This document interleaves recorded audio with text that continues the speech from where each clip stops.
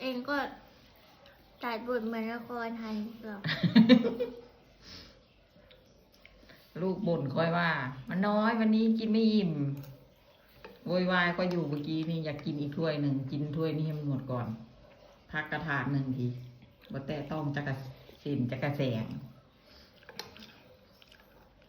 แคบหมูจานหนึ่ง เรากินก๋วยเตี๋ยวไม่ได้อยากกินผัก ก๋วยเตี๋ยวถ้วยหนึ่งบอกว่าบ่อิ่มมีแต่บอกว่าให้คอยไปลวกมาอีกไปลวกมาอีกอยู่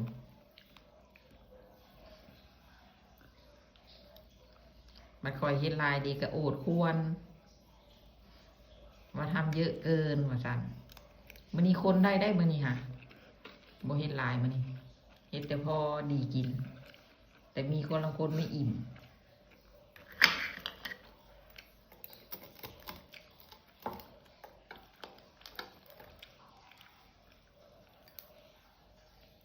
เจ้าอีกเพื่อนหนึ่งจริงเหรอ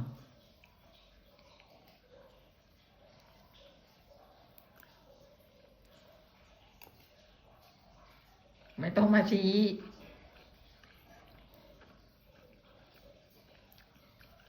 ไม่ต้องมามอง